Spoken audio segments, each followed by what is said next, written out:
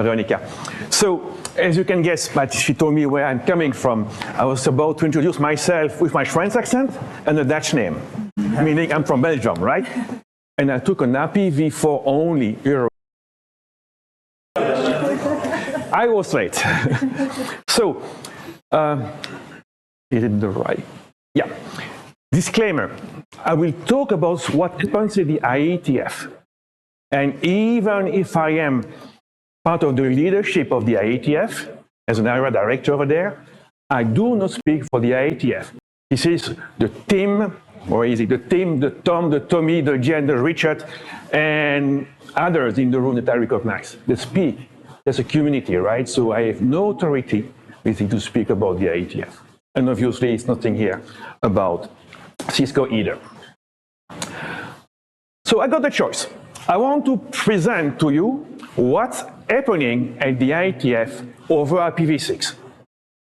That's a breadth of knowledge. And I can do it high level or pretty deep. Right? And spending, for instance, half an hour on each and every draft. And then you have, of course, hours and hours to spend. So I select it another way, because I have 30 minutes. So basically, I will cover breadth. I will talk about multiple stuff. You will see the slides, and I was in the back of the room, and there's an eye test. Right? So, sorry, except for the people in the front, including the gentleman where we have our birthday on the July IETF on the same day. Yeah, interesting. So basically, I will cover the breadth. So talking about multiple stuff. There's a break after, so you can talk to me or talk to other people at the IETF as well. Just a few words about IETF publication first. Document names and categories, because many people are confused by RFC, draft, and so on. I mean, for the 5-6 people coming on every meeting, you know, not for the others. IETF draft, guess what? It's a draft. That's work in progress. It may never come in reality, right? In real life.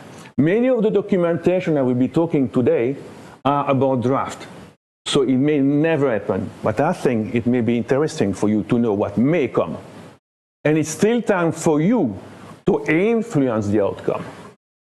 Because everybody may participate and should participate, uppercase should if you are reading RFC, in the IETF. It's free, right? It just takes time, a lot of time though. That's the flip side. So all the drafts start always with draft and something and then the title. If you have draft-author, could be McKillop, could be Chown or whatever, it's not even adopted by a working group. You can do it. You can post any draft there. Okay? But if you have enough interest in the IETF, it may become what we say adopted by a working group, meaning that many people in a working group are happy to work with you on it, either as co-authors or reviewers, right? And when it's done, it's actually, you are no more the author, you are the editor, because there's the working group in the driving seat, right? You wanted to do red, the working group now want to be green, you have to do green, right? You can remove yourself from the author list if you don't want the green color. And then you get the working group name after, right? So basically, you will see V6 subs or others. Now, once it's published, and during the draft period as well, you need to say what is the intended status. Standard strike, that's the top level. It's assumed basically that all the vendors will implement it. Not always the case, right? Don't take me wrong. If you remember about secure neighbor discovery, there was only one vendor implementing it, right? Cisco, and we had to remove it because nobody else was using it. Informational. That's not a standard. It's typically an explanation, like an architecture, or operational consideration, or security consideration about blah, blah. Experimental. So it's defined to run. It's typically a protocol, pretty much like standard track, right? They define protocols or behaviors but experimental, right?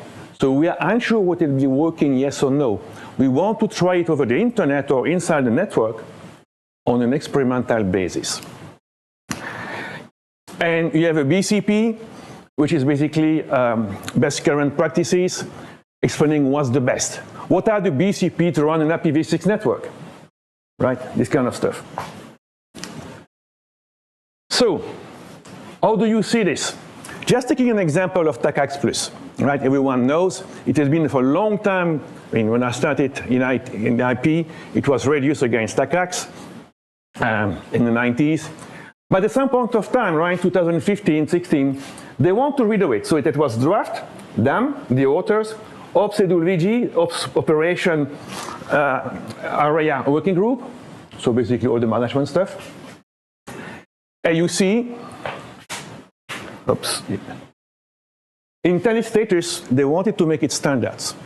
Wow, a Cisco protocol becoming standards, being implemented by others.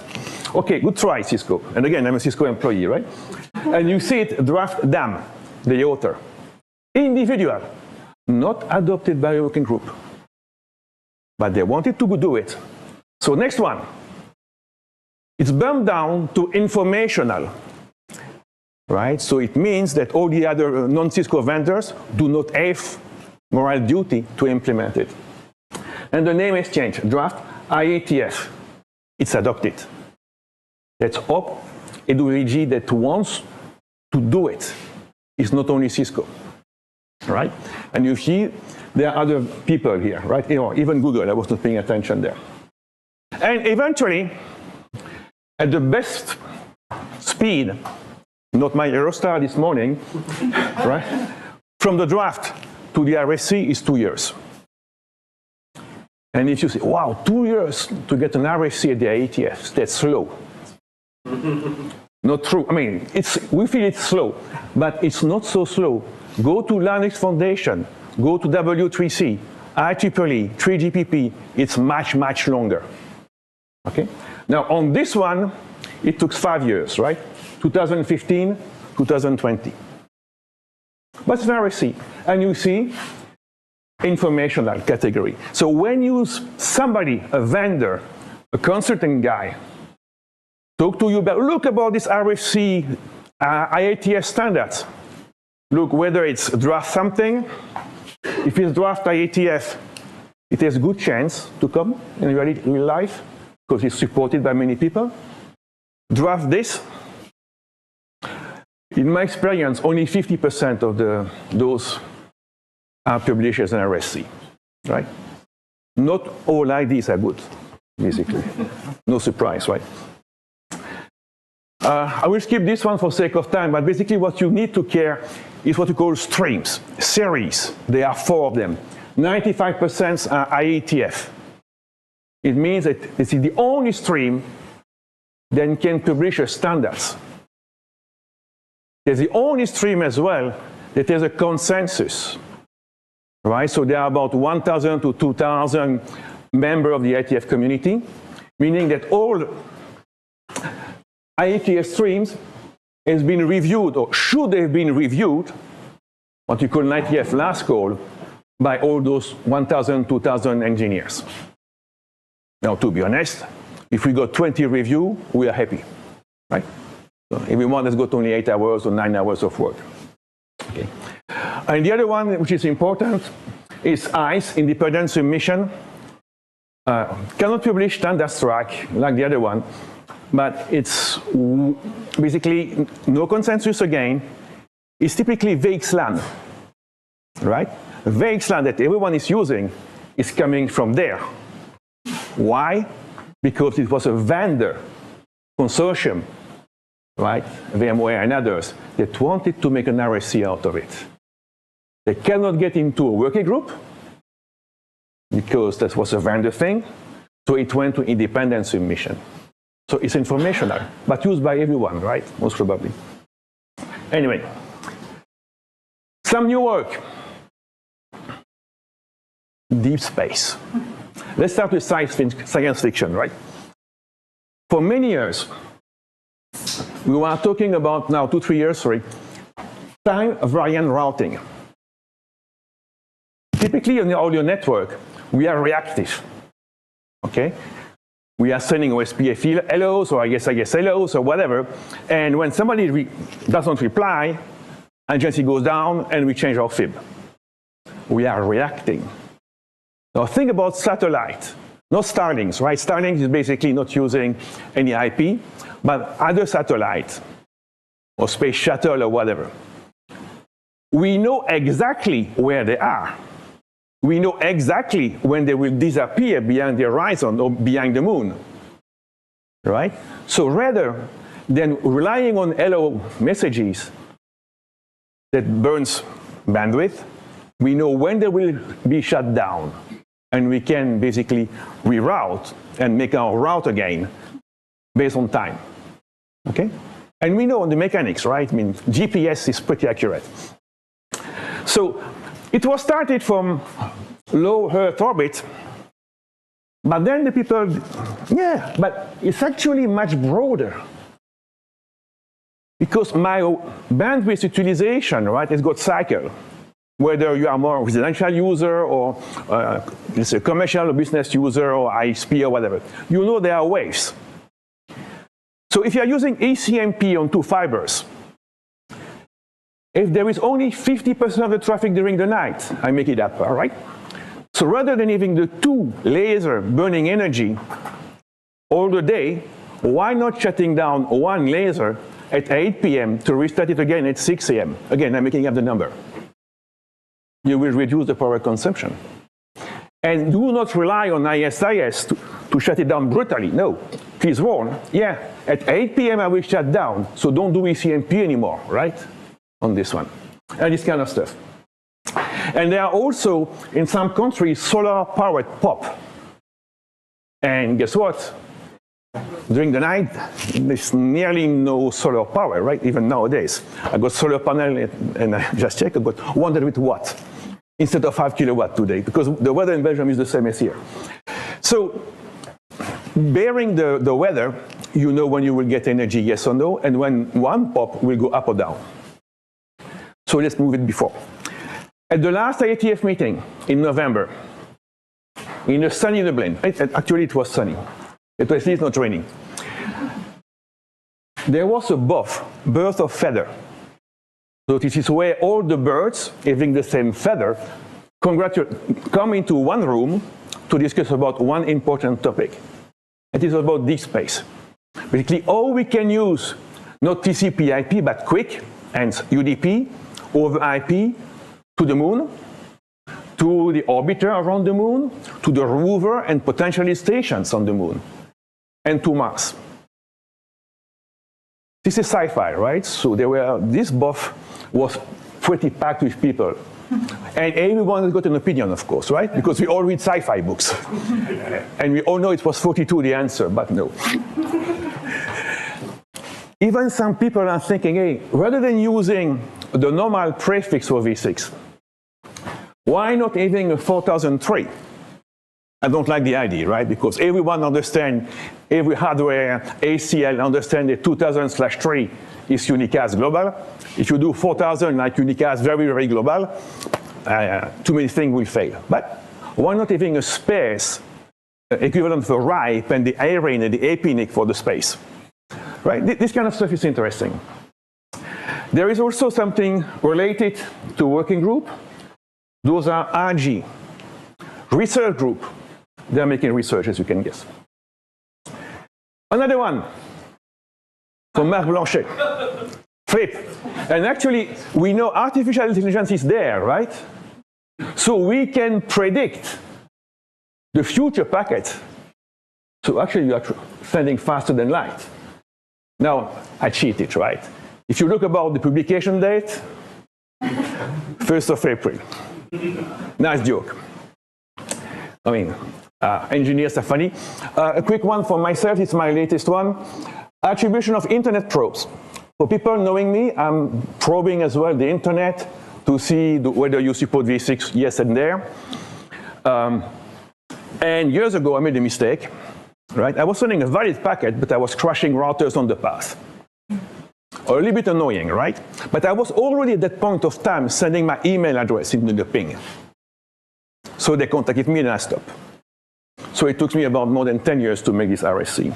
I mean, the only thing I had to wait a couple of years, right? Because I don't want to say that I broke the internet in part of the world with this.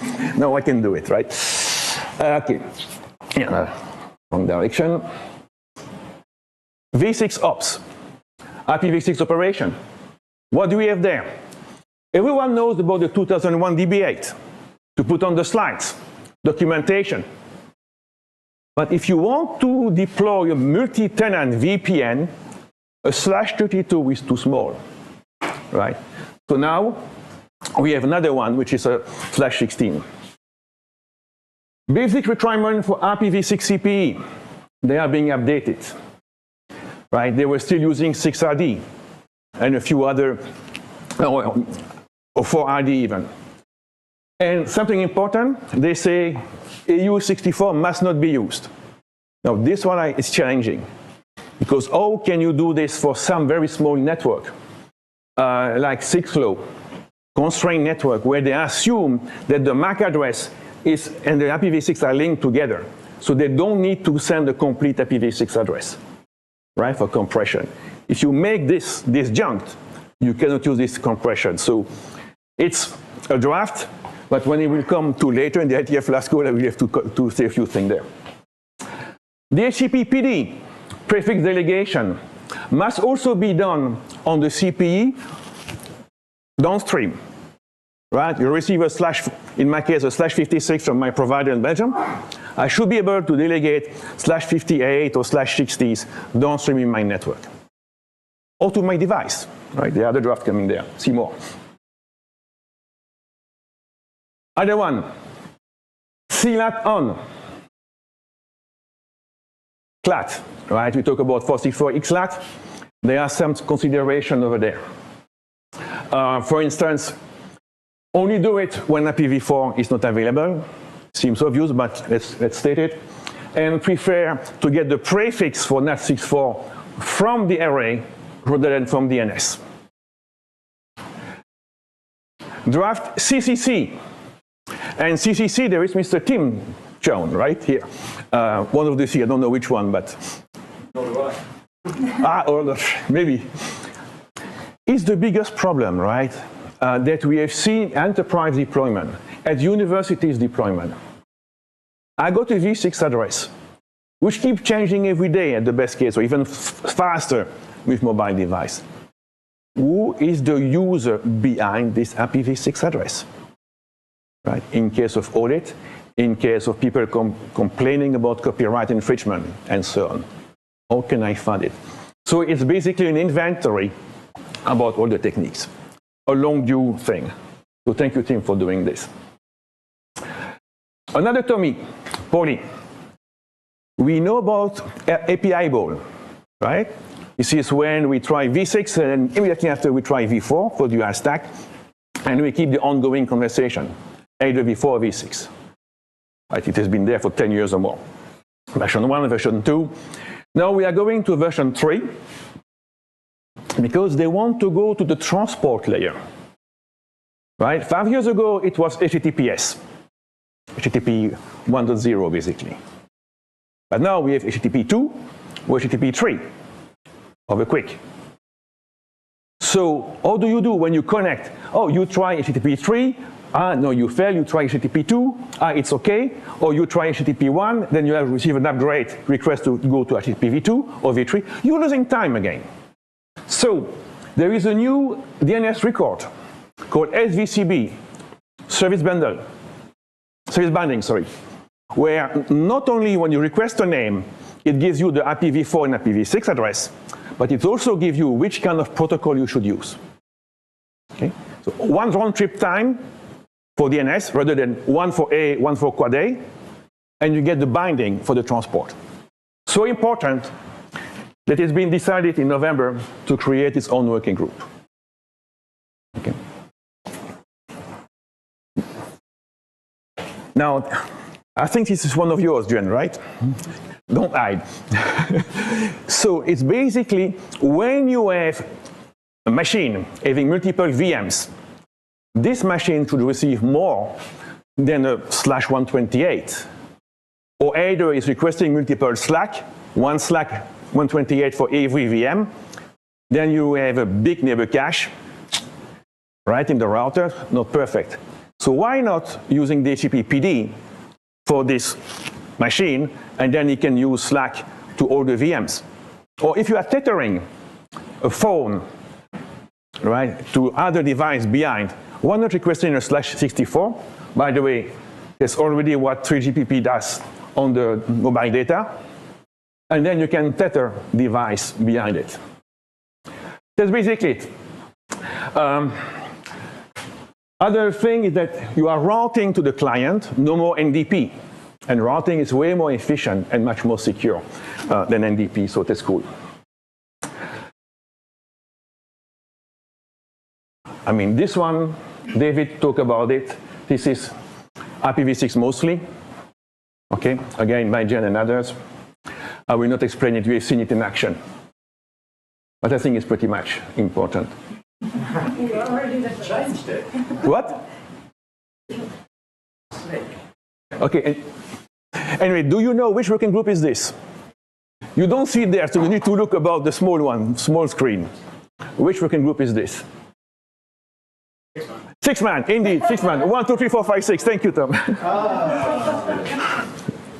I know, that's an easy one. Not so easy to find. So, something about segment routing for V6.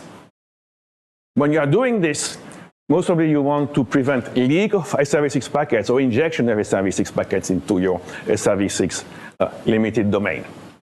You can do it by filtering under layer 3 on part of your allocation, or you can simply use a global /16 that has been allocated for all the SRv6 network.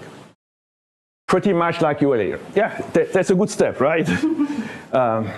I agree. Hop by hop, RFC 9673. Process procedure.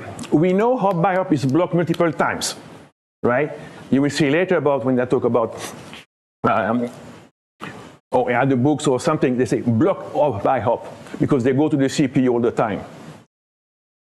They kind of want to change it and say, for instance, you know, the hop by hop contains multiple options, and basically all the options now are becoming either discard or skip, right? That the processing is much more improved. So the hope is that less and less device will block hop by hop on the path. That's the hope, right? CRH, compact routing header, so take it to the routing header that we know, okay? But it's compressed. The segment list is not 128 bits, 128 bits, 128 bits, it's either 16 or 32, and there is an experimental, right? So there must be a control plane yet to be defined, or static configuration. Say, oh, this 16 bits means this 32 bit means this one. So you get much more compressed stuff.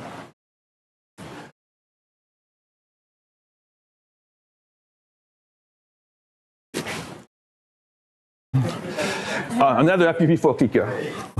Again, I've gone too fast. No. Okay, more news. PIO flag. Again, on the 6 man. Remember that I said, now we have a draft telling a device on the network, you have multiple VMs. Please do the HTTP/PD, right, to get a prefix. But should the device always try to do this? Or is it better to signal through a router advertisement, hey, you may want to do it?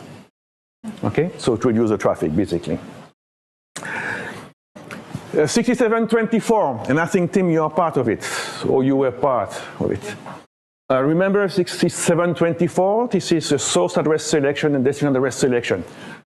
The most obscure RFC ever. Right? We don't really know. Maybe you know better, but I had to write this RFC 6424 Vyncke.org to make all the tests and to learn by writing it in PHP or in Python, I don't remember even. But basically, it comes before the current 6724. If you have an IPv4 and ULA, source and destination, please use IPv4. which I think is kind of okay because IPv4 could be global, right? When ULA is always private. But of course, if you have a US federal and you want to have so many percentage of IPv6 traffic on the dual stack with ULA, it will always go over IPv4, so you will not get IPv6 traffic. So we need to change this. Just an example. So they want to change it and prioritizing non-local, being the ULA of yours, not the ULA of Veronica or the ULA of Tim, right? The ULA of Eric. Then I will use those one. Extension headers limit. It's basically a draft that say, hey, I want to limit, you need to process, if you want to be called an IPv6 router or node, you need to process at least 128, 256 or whatever, I don't remember which limit is there, all right, of extension headers. On my side, I have a real concern with it. Because if you say 128, that's the race to the bottom somehow, right? Nobody will ever spend silicon to do extension headers depth up to 256. So that's my personal concern. And the node requirement, and it's another one with Chin. And you see, right? IETF, working group adopted, this one not yet. That's basically, we talk about the CPE requirement, what about the node requirement? OPSEDOVG, that's the one doing operation and management. IPv6, so that's the IETF name for NetFlow. There is a way to export per flow a bit mask. And the bit mask will say, hey, on this flow I've seen a destination option, I've seen a hop by hop. Limited set. So they change it. Rather than defining the limited set, they have what they call a registry, so kind of a dynamic table where it's easy to add new extension headers. We can as well count and have the length of the chain exported by NetFlow. As far as I know, nobody is supporting it yet, but it could be quite cool. Snack. Yeah, just after meters a break, right? So actually, I missed my, the other side was delayed just to make for this joke. No, snack, stop network auto configuration. That's basically when you have a Wi-Fi network and you want to connect your bulbs. You know about Zigbee. Zigbee is proprietary, relying on 802.15.4. But there are consortia like Thread and Matter that are using IETF 6 low, compression, and IPv6 protocol at the top of it.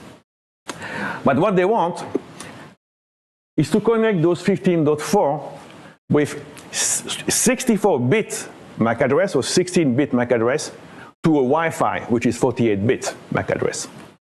You cannot bridge, right? You need to route.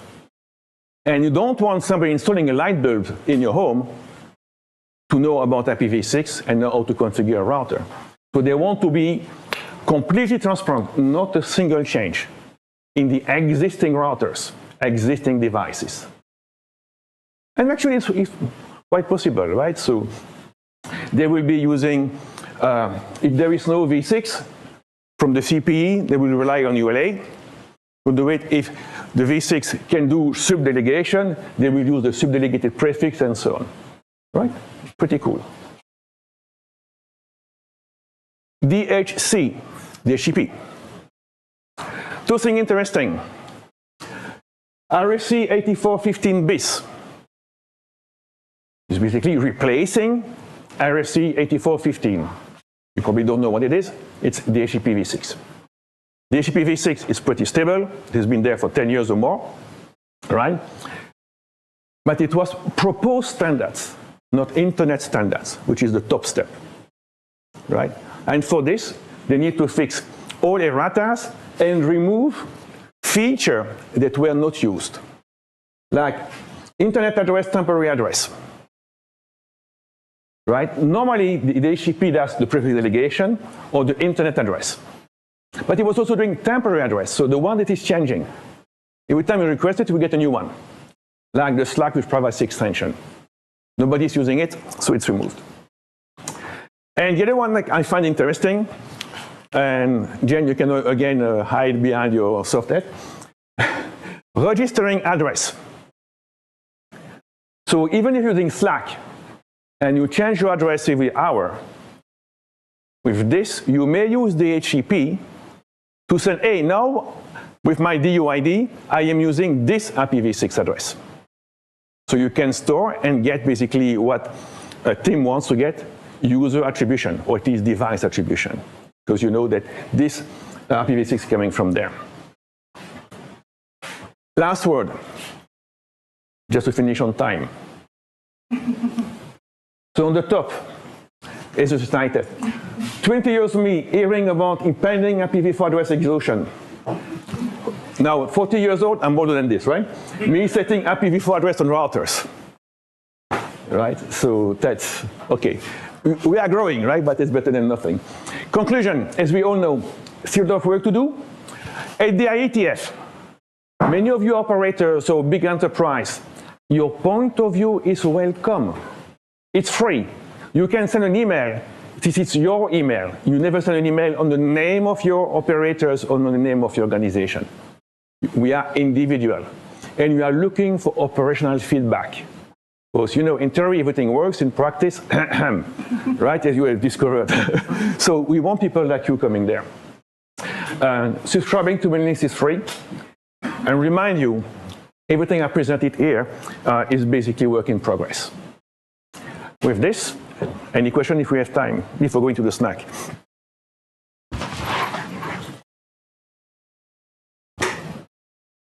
I fear now. Since we're already late, I'll ask a non-controversial question. RFC 6296, experimental, but people want to make it standards track. I am bad in numbers, so I have no clue what is it. IPv6. Oh, okay. What's your view? Non-controversial questions. Okay. So there is an NPTV6, network prefix translation, right? When we take any /48, let's say 48 ULA, and you receive a 48 from your ISP, and you can make a one-to-one stateless translation. It's experimental. It's used by many people, though, because that's one way of doing multi-roaming in V6, right? A cheap way, if you don't want to do BGP. Or can't. Or can't. Oh, yeah, I mean, if your provider doesn't want to do, whatever, you're right. So, but relying a medium enterprise on something experimental, so why not making proposed standards? I have actually mixed feeling. I hate NAT, but that's NAT. It's a kind of smart NAT, but yeah. And it was not controversial, so I wonder what would have been a controversial question then. I would just say it's also large enterprises that are using that, but they are not saying it out loud. Oh yeah, most probably. Well, anyway, thank you so much, Eric. This was marvelous. Thank you.